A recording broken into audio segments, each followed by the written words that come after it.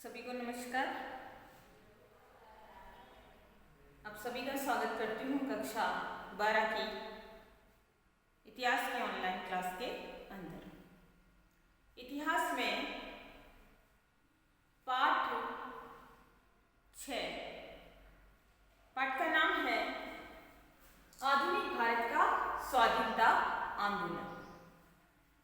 और इसका जो अध्ययन बिंदु आज का रहेगा वो है आर्य समाज और स्वामी दयानंद सरस्वती। आर्य समाज के संस्थापक है वो स्वामी दयानंद सरस्वती है, वो माने जाते हैं।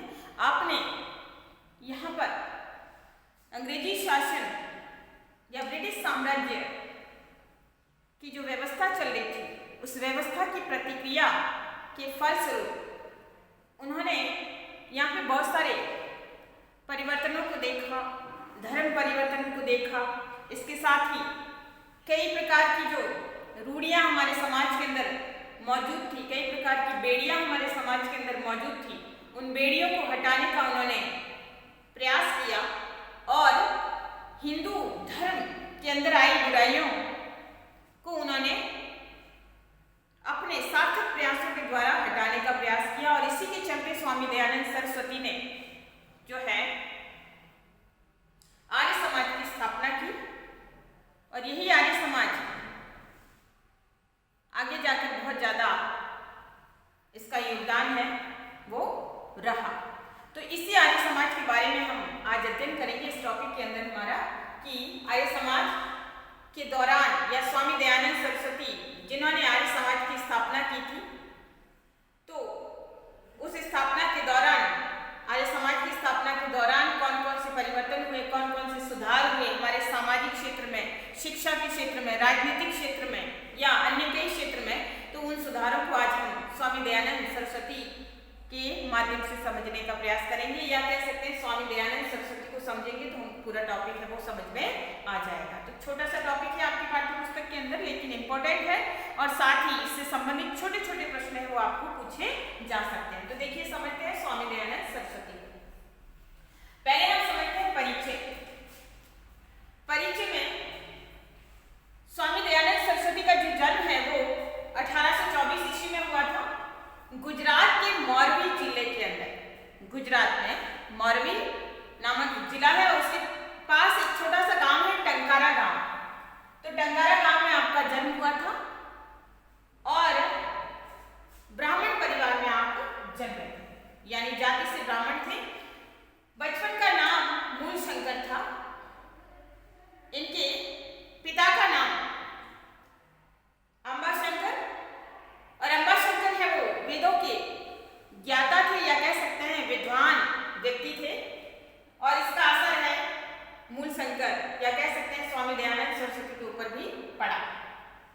इनके गुरु विरजानंद माने जाते हैं या विरजानंद से वो प्रभावित हुए। एक बार उनकी मुलाकात है 1860 के अंदर मथुरा के अंदर, वहाँ पे गुरु विरजानंद से इनकी भेंट हुई और उस भेंट के फलस्वरूप वो इनके विचारों से बड़े ही प्रभावित हुए।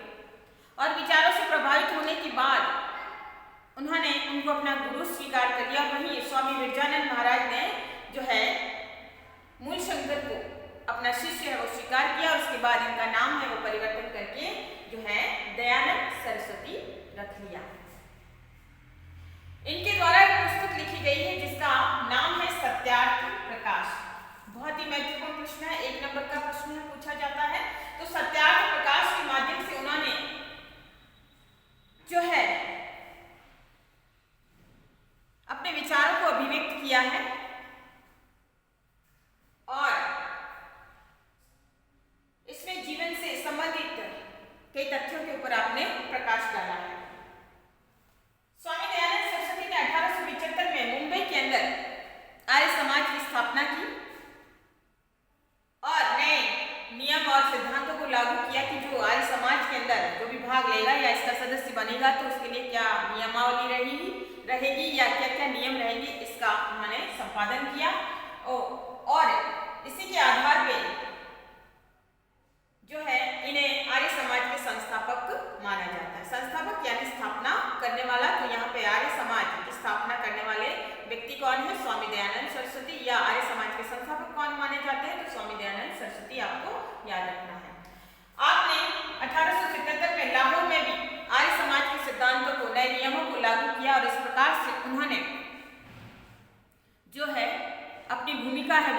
निभाई। इनकी मुलाकात बंगाल के समाज सुधारक केशव चंद्र सेन से भी हुई। केशव चंद्र सेन ने स्वामी दयानंद सरस्वती को राय दी या मशविरा, जिसे हम कह सकते हैं, सलाह दी कि वो संस्कृत की बजाय हिंदी में लिखना शुरू करें, हिंदी में अपने विचारों को अभिव्यक्त करें। तो उसके बाद उन्होंने अपने विचारों को हिंदी में भी अभिव्यक्त करना शुरू किया। तो इनके सुधारवादी विचारों का समाज के ऊपर काफी प्रभाव पड़ा, या फिर कह सकते हैं कि इनके विचारों ने समाज को बड़ा ही प्रभावित किया। तो ये तो था इनका सामान्य सा जीवन परिचय। अब हम समझते हैं इनके द्वारा किए गए सुधारों को। अब हम स्वामी दयानंद सरस्वती के द्वारा किए गए सुधारों को समझने का प्रयास करते हैं। उनके सुधार चाहे वो सामाजिक क्षेत्र में हो, चाहे वो धार्मिक क्षेत्र में परिवर्तनवादी रहे हो, या फिर शिक्षा के क्षेत्र में, या फिर राजनीतिक क्षेत्र में। तो उनके विचार क्या थे और उन विचारों से हमारे समाज पर क्या प्रभाव पड़ा और उनके कार्य क्या क्या है, उनको समझने का प्रयास करते हैं। तो हम सर्वप्रथम लेते हैं सामाजिक सुधार, यानी हमारे समाज के अंदर कौन कौन सी बुराइयां थी और उनका विरोध उन्होंने किस प्रकार से किया। तो देखिए, भारतीय समाज में तो अनेक कुरीतियों, अनेक बेड़ियों से जकड़ा हुआ था।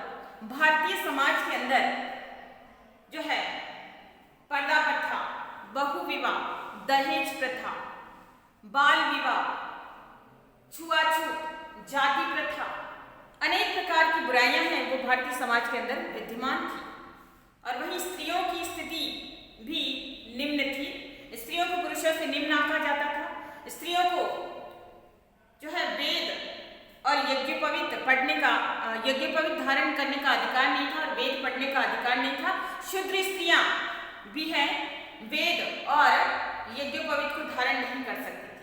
तो इस प्रकार स्वामी दयानंद सरस्वती ने समाज सुधार का प्रयास किया और उन्होंने इन सब ये सारी जो कुरीतियां जो समाज के अंदर विद्यमान थी, चाहे वो बाल विवाह हो, पर्दा प्रथा हो, दहेज प्रथा, स्त्रियों की स्थिति और बहुविवाह, इन सब बुराइयों का उन्होंने विरोध किया और अपने सजग विचारों के माध्यम से समाज को जगाने का उन्होंने प्रयास है वो किया है।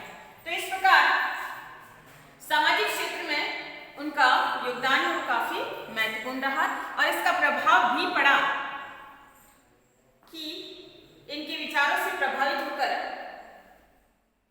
जो है लोगों ने इन बुराइयों को त्यागने का प्रयास भी किया। और वहीं इन्होंने वर्ण व्यवस्था के आधार पर व्यक्ति को मान्यता न देने की बात कही, बल्कि कर्म के आधार पर व्यक्ति की पहचान है वो होनी चाहिए। तो उन्होंने वर्ण व्यवस्था के स्थान पर जो है कर्म व्यवस्था को उचित मानना, ये प्रयास उन्होंने किया।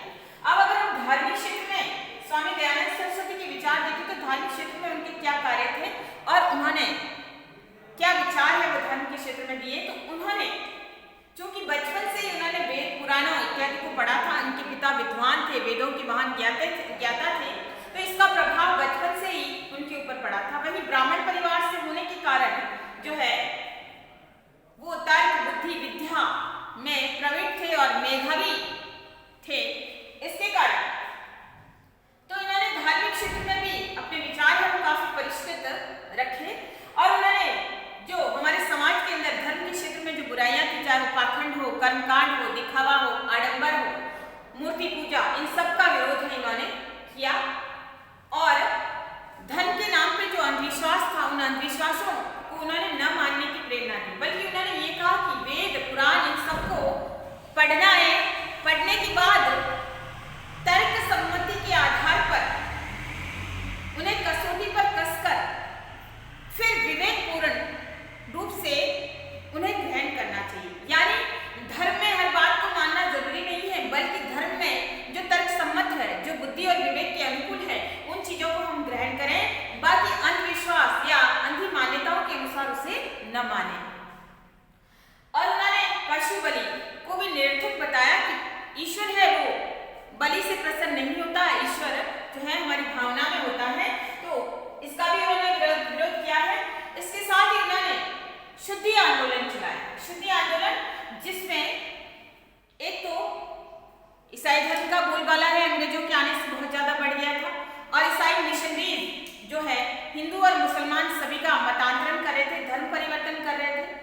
और इसके चलते इन्होंने देखा कि इस प्रकार तो एक समय ऐसा आ जाएगा कि संपूर्ण हिंदू समाज जो है कहीं न कहीं दूसरे धर्म में अपने आप को परिवर्तित कर लेगा। तो इसके चलते इन्होंने शुद्धि आंदोलन चलाया और इस शुद्धि आंदोलन के फलस्वरूप उन्होंने मतांतरित हिंदू थे जिन्होंने दूसरे धर्म को स्वीकार कर लिया था, उसके आधार पर पुनः उन्होंने जो है हिंदुओं को जगाया, सावचेत किया, सजग किया और अपने धर्म में पुनः लौट आने की बात कही। तो शुद्धि आंदोलन के द्वारा मतांतरित जो हिंदू थे उनका पुनः हिंदू धर्म में वापसी का प्रयास है इन्होंने शुद्धि आंदोलन के माध्यम से किया।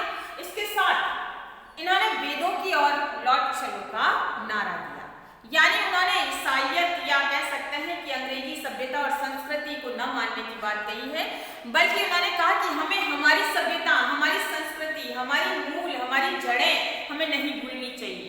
और देखा जाए तो भारतीय सभ्यता और संस्कृति जो है एक विराट संस्कृति है, विराट सभ्यता है और इसके चलते इन्होंने अपनी संस्कृति को न भूलने की बात कही है, बल्कि हमारी संस्कृति को उन्होंने उत्तम बताते हुए वेदों की ओर लौट चले, यानी हम अपनी जो गरिमा, जो हमारा प्राचीन वैभव जिसे हम भूलते जा रहे हैं, उसको उन्होंने पुनः अपनाने की बात भी कही और धर्म की ओर लौटने की बात भी उन्होंने कही है। उन्होंने ईश्वर को सर्वशक्तिमान, सर्वव्यापक, सार्वभौम है वो माना है और सभी को अंधविश्वासों से दूर रहने की बात की है, क्योंकि ईश्वर कण कण के अंदर है, ईश्वर हर व्यक्ति के अंदर है, हर जगह मौजूद है, रोम रोम में ईश्वर है। तो ऐसे में ईश्वर को मूर्ति पूजा या कर्म कांडों के माध्यम से नहीं पाया जा सकता है, बल्कि उन्होंने धर्म को शुद्ध रूप से अपनाने की बात है वो कही है। अब राजनीतिक क्षेत्र में स्वामी दयानंद सरस्वती के विचार देखें तो उन्होंने ब्रिटिश साम्राज्य को देखा था, उनके अत्याचारों को देखा था और उनकी व्यवस्था को उन्होंने समझा था। उस आधार पर उन्होंने कहा कि बुरे से बुरा स्वदेशी राज्य अच्छे से अच्छे विदेशी राज्य से अच्छा होता है, लाभकारी होता है। कारण क्यों? कारण कि अच्छे से अच्छा भी विदेशी राज्य है, उसमें हमको दूसरों की गुलामी करनी ही पड़ेगी। तो यहाँ पे उन्होंने इस गुलाम सत्ता से हटने की बात कही है, बल्कि अपने स्वदेशी राज्य को अपनाने की बात की है और कहीं न कहीं स्वतंत्रता की अलग जगाने की बात भी उन्होंने कही है, यानी मन के विचारों को उन्होंने उद्धृत किया और साथ ही साथ स्वतंत्र सत्ता का उद्देश्य उन्होंने किया है।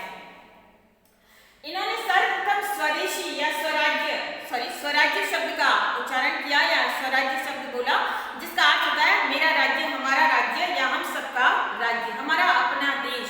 तो इसका सर्वप्रथम नाम भी स्वामी दयानंद सरस्वती ने लिया था। इसके साथ ही इन्होंने स्वधर्म यानी अपना धर्म, स्वधर्म, स्वभाषा और स्वदेशी की बात कही है। तो उन्होंने विदेशी राज्य को न मानने की बात की, विदेशी सत्ता या विदेशी गुलामी को न करने की बात है। वो राजनीतिक क्षेत्र में उनके विचारों में महत्वपूर्ण मानी जाती है। और स्वभाषा यानी अपनी भाषा को महत्व देना, स्वदेशी यानी अपनी ही देश की चीजों को महत्व देना, इन सब के बारे में इनके विचार काफी शुद्ध थे। शिक्षा के क्षेत्र में स्वामी दयानंद सरस्वती के कार्य, शिक्षा के क्षेत्र में इनके प्रयास महत्वपूर्ण रहे। इन्होंने वैदिक शिक्षा को महत्वपूर्ण माना। वहीं केशव चंद्र सेन जो कि बंगाल के समाज सुधारक थे, उनसे प्रभावित होकर उन्होंने संस्कृत के अलावा हिंदी शिक्षा को भी उन्होंने महत्वपूर्ण माना। और बाद में स्वामी दयानंद सरस्वती की जब मृत्यु हो गई तो उसके बाद 1886 में लाहौर में दयानंद एंग्लो वैदिक कॉलेज की स्थापना, वैदिक स्कूल की स्थापना है वो हुई। इसके साथ ही 1889 या 89 में एंग्लो वैदिक कॉलेज भी अस्तित्व में आया। इन्होंने वैदिक शिक्षा पद्धति से शिक्षा देने हेतु हरिद्वार के पास गुरुकुल कांगड़ी जो एक जगह है, कांगड़ी में गुरुकुल का निर्माण है वो 1902 में किया गया, जिसमें धार्मिक पद्धति के आधार पे, वेदों के आधार पे शिक्षा है वो दी जाती है। आज भी ये विद्यालय है या गुरुकुल जो है आज भी चलता है। उन्होंने हिंदी को राष्ट्रभाषा का दर्जा देने का अपना सफल प्रयास है वो किया है और उन्होंने हिंदी को राष्ट्रभाषा के रूप